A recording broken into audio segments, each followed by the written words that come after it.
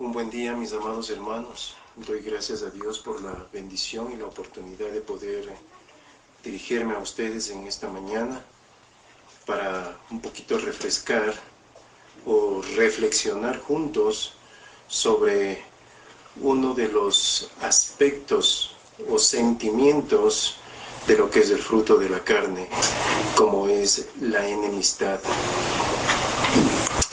Este término viene de la frase ectros, que quiere decir exactamente eso, enemistad. Y hay un concepto general, dice que enemistad es la relación de aversión, odio, rechazo, aborrecido u oposición entre dos o más personas. Entonces, la enemistad no solo es el hecho de que se rompe la relación o la comunión, no. Es el hecho de mostrar ese rechazo hacia la otra persona. No importa qué diga, no importa qué haga, sea bueno, sea malo, para mí es completamente negativo y lo rechazo completamente. Visto de otra manera, hay dos formas de crear o tener enemistades. La primera es las enemistades involuntarias. ¿A qué se refiere esto de las enemistades involuntarias? A que no nace de mí, no soy yo el que propongo, no soy yo el que busco, no soy yo el que planeo enemistarme con tal o cual persona. No, es algo que está fuera de mi alcance. Y David nos muestra un ejemplo de enemistad involuntaria en el Salmo 35:4. Dice: sean avergonzados y confundidos los que buscan mi vida. Sean vueltos atrás y avergonzados los que mis males intentan. Sean como el tamo delante del viento, y el ángel de Jehová los acose. Sea su camino tenebroso y resbaladizo, y el ángel de Jehová los persiga. Y aquí viene la causa por la cual David hace ese clamor a Dios. Dice: porque sin causa escondieron para mí su red en un hoyo, sin causa cavaron hoyo para mi alma. Hay mucha gente que se convierte en enemigos nuestros, sin razón alguna, sin motivo alguno. No le gusta nuestra manera de hablar, no le gusta nuestra manera de caminar, no le gusta nuestra manera de vestirnos, la manera en que nos peinamos, etc. Inventa un montón de aspectos propios de su ego, el cual maquina dentro de su corazón para considerarnos una amenaza para ellos por nuestra forma de ser. Ahora, este tipo de enemistades involuntarias no son las que deberían preocuparnos, porque no surgen de nosotros, no nacen en mí, no son construidas dentro de mis sentimientos, porque la enemistad es un sentimiento, es lo que yo siento hacia los demás. Siento odio, siento enojo, siento resentimiento, siento todo lo demás. Y eso me lleva a romper esa relación de amistad. Pero como dije, no es lo que deberíamos preocuparnos de ello. ¿Por qué? Porque el Señor ya lo dice en 1 de Juan 3:15, ¿no? Todo aquel que aborrece a su hermano es homicida, y sabéis que ningún homicida tiene vida eterna permanente en él. Las enemistades, las que sí deben preocuparnos, las que sí son parte de nosotros, son las enemistades que voluntariamente nosotros las construimos, que nosotros lo decidimos, con quién relacionarme y con quién no relacionarme, con quién tener conflicto y con quién no tener conflicto. Y dice, la enemistad es multicausal, pero tiene su origen. Dice, pero la causa principal de donde emanan todas las razones y los justificativos para estar enemistados entre esposos, entre padres e hijos, entre hermanos, entre vecinos, trabajadores, ciudadanos, entre países, entre pastores, entre empresarios, entre iglesias, etc., es el grado de enemistad que mantiene el ser humano con Dios. Y al no reconocer su culpa y más bien buscar culpables, como fue la respuesta de Adán allá en el paraíso, eso es lo que nos lleva a entablar grandes enemistades. Recuerden ustedes, cuando Dios confronta a Adán en el capítulo 3 de Génesis 3:12, dice, y el hombre respondió, la mujer que me diste por compañera me dio del árbol y yo comí. Eso es lo que en la psicología llaman el pecado estructural. Trato de levantar todo el argumento en contra de los demás, de tal manera que se desvíe la atención hacia mí y pase por inadvertido o imperceptible mi pecado, mis acciones negativas. Ese pecado voluntario es el que sí debe preocuparnos a nosotros. Y hay muchas razones por las cuales la gente está enemistada. Está enemistada porque ha sido traicionada. Recuerden ustedes el pasaje en Génesis 27:41. Dice, y aborreció Esaú a Jacob por la bendición con que su padre le había bendecido, y dijo en su corazón, llegarán los días de luto de mi padre, y yo mataré a mi hermano Jacob. La enemistad por la traición que su hermano hizo, Jacob, a Esaú. Ahora, ¿quién no se va a sentir? Yo me pregunto, ¿cómo reaccionaríamos nosotros si vería a usted como esposa, a su esposo traicionándole con otra mujer? O viceversa. O que la esposa mire que su esposo le está siendo infiel. Yo me pregunto, ¿tendríamos la madurez suficiente para quedarnos cruzados de brazos y decir, bueno, ¿es la voluntad del Señor o Dios tiene un propósito en medio de ello? Yo creo que no. Y necesitamos precisamente ir hacia allá estamos yendo, porque dice que las enemistades son fruto de la carne. Entonces, ¿será realmente quedarnos tan pasivos el llegar a ser lo extremadamente espirituales para aceptar esa realidad en nuestras vidas? Otra de las razones por las cuales la gente vive enemistada es por la envidia. Gálatas 5:26 dice, no nos hagamos vanagloriosos, irritándonos unos a otros, envidiándonos unos a otros. La envidia es causa de enemistad, de separación de esa relación. ¿Por qué? Porque envidio, codicio lo que otros tienen, codicio de cómo esa persona se viste, de dónde esa persona estudia, de dónde esa persona come, de la casa que tiene mi hermano, mi hermana, el carro que tiene mi hermano, mi hermana. Todo eso estamos nosotros envidiando, deseando para nosotros. Y cuando yo no logro tenerlo, entonces se crea una serie de frustraciones en mí. Y esas frustraciones me llevan a mirarle a esta persona como una amenaza para mí. Otra de las causas para tener enemistades es por el odio. Proverbios 10:12 dice, el odio despierta rencillas, pero el amor cubrirá todas las faltas. Odiamos por muchas causas, por muchas razones. Sí, odio porque la persona tiene esto o aquello, o sabe esto o lo otro. Y creamos nuestras propias divisiones, porque cuando yo empiezo a odiar a alguien, lo primerito que empiezo es a separarme de esa persona.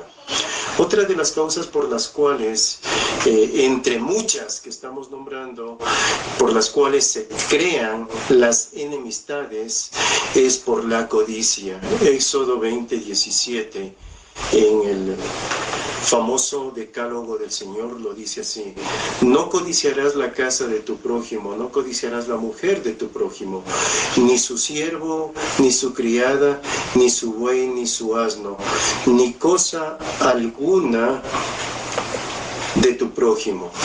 Cuando nosotros empezamos a codiciar lo que otros tienen, o las posiciones que otros tienen, o los trabajos que otros tienen, o los nombramientos que otros tienen, empieza a nacer en mí ese aspecto de ¿por qué yo no? Y tratamos nosotros de desacreditar a esa persona a través de una serie de actitudes negativas. Cuando yo rompo la relación, la amistad, esos lazos que nos estrechan de respeto, de amor, de consideración y todo lo demás, cuando yo empiezo a romper ese lazo, en lo único que puedo caer es en empezar a desacreditarle a esa persona. Y hay muchas consecuencias que podemos caer, no solo consecuencias físicas, sino consecuencias psicológicas, consecuencias emocionales, consecuencias espirituales, de caer yo en ese pecado de la enemistad. Rompo primeramente la comunión con Dios, porque como dice Pablo a la iglesia en Galacia, capítulo 5, versos 19 y 20, que el fruto de la carne está enmarcado, ahí está la enemistad. Entonces no es algo que a Dios le agrada, y el rato que no es algo que estoy haciendo, que he caído en ese sentimiento que no es lo que a Dios le agrada, estoy pecando, y si estoy pecando, entonces está rota la relación con mi Dios. Cuando hay algo que somos seres integrales, no podemos mostrar una cara aquí y otra cara allá. Entonces, si yo tengo una enemistad en mi casa, eso se va a reflejar en todos los espacios donde yo me desenvuelvo. Se va a reflejar en mi trabajo, se va a reflejar en mi congregación, se va a reflejar en mi amistad, se va a reflejar en la tienda, en el mercado, en todo lado. ¿Por qué? Porque está afectado a mi parte emocional. Y tengo un concepto equivocado de todas las personas que me rodean. Rompo la comunión con la iglesia. Veo a todos como culpables o que están en contra mía. ¿Por qué? Porque cuando veo que alguien está relacionándose con la persona a la cual yo odio, con la cual no tengo amistades, entonces se crea una gran barrera dentro de mí, de que creo de que todo el mundo está en contra de mí. ¿Por qué? Porque todo lo que se refiere a esa persona con la que yo tengo enemistad es negativo y es nocivo para mí. Me vuelvo apático a las cosas del Señor. Cuando yo mantengo una enemistad dentro de mi casa, dentro de la iglesia, dentro del trabajo, empieza a crear en mí una apatía hacia las cosas del Señor. Ya no soy parte de las reuniones, ya no soy parte de las actividades cotidianas que tiene la congregación. Es más, en muchos de los casos se enfría esa relación con Dios en el tema de la oración, en el tema del ayuno, en el tema de la lectura de la palabra del Señor. Por eso usted se va a dar cuenta que cuando se ha dado enemistades dentro de la iglesia, lo primerito que sucede dentro en una persona es el que se evidencia su ausencia. Ya no va a los cultos, ya no está dentro de todas las actividades de la iglesia. ¿Por qué? Porque trato de huir de esas personas, trato de esconderme de esas personas. ¿Por qué? Porque sé que mi rostro sé que mi expresión corporal, sé que todo mi ser expresa ese desacuerdo, expresa ese malestar, expresa ese rechazo. Y para no mostrarme de esa manera, entonces lo que más bien trato es de huir, de salir y no estar en esa relación, no estar en ese roce con la iglesia o con los hermanos. Me vuelvo crítico hacia todo lo que hace esa persona. Puede ser bien hecho, puede ser bien dicho, pero como está rota esa relación de amistad, todo lo que dice o todo lo que hace para mí no tiene sentido. Y empiezo a difamar, caigo en el pecado de la difamación. ¿Y qué quiero decir con esto? Que cuando uno se mantiene una enemistad con alguien, lo que tratamos es de contaminar a los demás, buscando gente que esté aliada a mí, que me consuele, que me haga sentir bien, diciéndome que lo que yo siento estoy muy bien y que tengo razón y que estoy buscando gente de esa naturaleza. Y no se da cuenta la gente que está a mi alrededor que ese mi corazón dañado, envenenado, estoy transmitiéndole, es como tirándoles a ellos en un tacho de basura. Les estoy convirtiendo en ese recipiente de toda la basura, de mi odio, de mi molestia, de mi resentimiento. Ahora, hay muchas consecuencias más. ¿Qué hacer cuando nosotros hemos caído? ¿O qué hemos hecho cuando nosotros hemos detectado que tenemos una enemistad con alguien? Ahora mismo muchas personas a lo mejor estamos acarreando enemistades con alguien. Enemistades en la casa, enemistades en el trabajo, enemistades en la iglesia, enemistades en el barrio y en todo lado, a lo mejor donde quiera que vamos, estamos arrastrando varias enemistades. ¿Qué está haciendo? ¿Qué ha hecho usted para solucionar y tratar de reconsiderar esa actitud, ese sentimiento suyo? Primera cosa, cuando nos encontramos en esa condición es un tiempo de mayor búsqueda de Dios. Muchas personas pueden considerar lo contrario y a veces lo consideran la misma familia lo contrario, que creen que porque estamos resentidos, que porque estamos enojados, no nos merecemos acercarnos a Dios o no mereceríamos acercarnos a Dios. Pero la palabra del Señor es clara cuando dice en el Evangelio que el Señor vino por los enfermos y no por los sanos. Y si yo me considero que estoy enfermo, entonces soy yo el que más necesito acercarme a Dios, aunque la gente considera que no lo merezco. Y como dice Pablo cuando escribe a Timoteo, en 1 Timoteo 2:8 dice: quiero pues que los hombres oren en todo lugar, levantando manos santas, sin ira, sin contienda. Esa es la condición que Dios quiere, que nosotros nos acerquemos a Él. Que nos lavemos, que nos limpiemos, nos purifiquemos. ¿Y cómo nos limpiamos? Como dice 1 de Juan 1:9, que si confesamos nuestros pecados, Él es fiel y justo para limpiarnos y perdonarnos de nuestra maldad. Pero no solo es suficiente con pedir perdón, sino que hay una ley que muy pocos lo entendemos, que es la ley de la restitución. ¿Qué es eso de restituir? Restituir es devolver al estado natural en el que estábamos. Si yo hablé mal de alguien, yo necesito corregir esas palabras equivocadas. Si yo tomé algo de alguien y por eso se dio la enemistad, yo necesito devolver eso que he tomado. Esa es la ley de la restitución. Necesitamos buscar en la palabra del Señor. Busque qué dice Dios frente a tal o cual aspecto por el cual yo estoy enemistado. ¿Qué dice Dios de la enemistad? Entonces, cuando yo busco y me confronta la palabra del Señor, entonces es el tiempo donde Dios empieza a limpiarme, a purificarme, y el Espíritu Santo a ayudarme a entender de que mi actitud, de que mi postura es una postura equivocada. Y otro de los aspectos importantes es confrontar. Confrontar, sí, en vez de utilizar otros medios, en vez de utilizar otros recursos, en vez de utilizar todos esos aspectos no tan personales, usemos el recurso personal que Dios nos está demandando en Mateo 18:15, cuando dice: por tanto, si tu hermano peca contra ti, ve y repréndele estando tú y él solos. Estando tú y él solos. Esto es cara a cara.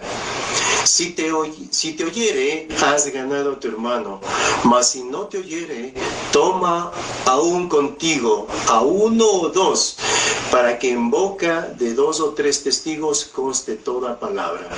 Si no los oyere a ellos, dilo a la iglesia, y si no oyere a la iglesia, tenle por gentil y publicano.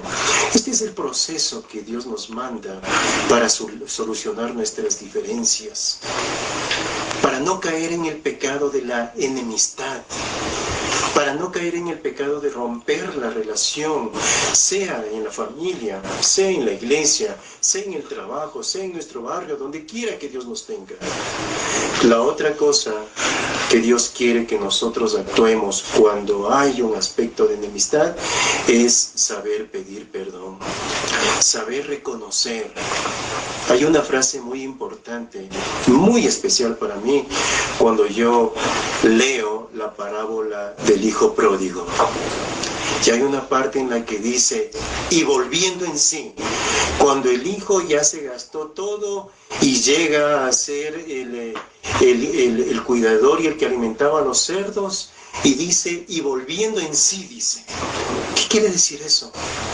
Eso quiere decir que necesitamos un tiempo donde nosotros lleguemos a mirar la realidad en la que estamos viviendo, las consecuencias de las que yo estoy padeciendo, fruto de mi enemistad, fruto de ese enojo, fruto de ese odio. ¿A dónde estoy yendo?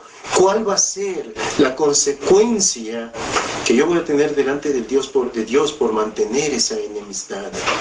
Entonces, necesitamos tener un tiempo de ello y aplicar lo que dice el Señor. Sí.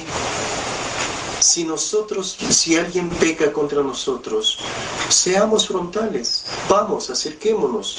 Si ahora mismo usted está con alguien que tiene un resentimiento, que no puede mirarle a la cara, que cuando le ve en una vereda usted se cruza a la otra para no encontrarse, ahora mismo, después, busque un tiempo, si tiene un teléfono, llámele, pida perdón. Acérquese, reconozca la parte que a usted le corresponde. Y si la otra parte no reconozca, déjelo. El Señor es el juez supremo de nuestras vidas. La otra cosa que Dios nos manda frente a nuestra posición de enemistad es hacer todo de corazón. Como dice Colosenses 3:23, y todo lo que hagáis, hacedlo de corazón, como para el Señor, y no para los hombres. No voy a buscar la reconciliación, ni voy a buscar el pedir perdón solo para que vean los demás, para que me vean que soy demasiado espiritual, o para que me vean que soy demasiado bíblico. No, no, no.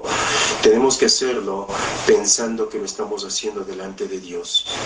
Y reconciliarme con mi hermano, y reconciliarme con Dios. Y reconciliarme con mi prójimo, y reconciliarme con Dios. Que eso es lo que nos manda Pablo en Colosenses 3:23. Y el 24 dice: sabiendo que del Señor recibiréis la recompensa de la herencia, porque a Cristo el Señor servís. Eso es lo que somos nosotros, siervos de Dios.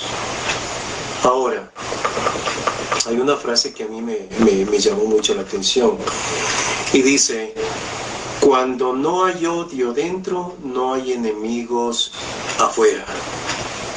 Mire, interesante. Dice: cuando no hay odio dentro, no hay enemigos fuera. Y es obvio. Cuando yo entiendo que todo lo que acontece a mi alrededor, lo que acontece en mi casa, lo que acontece en la iglesia, lo que acontece en mi país, lo que acontece en todo ello, Dios no ha perdido el control. Dios tiene el control de ello, por dura o difícil que sea la situación. Entonces yo vivo en paz. Busco esa paz, busco esa armonía. No busco culpables. Y al no buscar culpables, no busco enemigos. Y al no buscar enemigos, no tengo enemistades. Entonces, cuando yo entiendo de que todo tiene un propósito del Señor, como dice las Santas Escrituras, que ni una hoja de un árbol se cae sin que Dios lo conozca y sin que Dios tenga determinado un plan, un propósito, entonces, cuando yo tengo eso, no voy a crear enemistades, porque no estoy buscando culpables. Y mientras no tenga odio dentro de mi corazón, entonces de hecho no tendré absolutamente fuera ningún solo enemigo. Porque la palabra del Señor dice así: justificados pues por la fe tenemos paz para con Dios por medio de nuestro Señor Jesucristo. Dios quiere eso, que nosotros mantengamos esa paz, esa comunión entre hermanos, esa comunión entre la familia, esa comunión con nuestra sociedad. Dios lo que más, y Jesucristo en la oración sacerdotal, ¿ustedes se acuerdan? Lo que clama el Señor es porque todos seamos uno en Él, estemos todos juntos, unánimes en Él.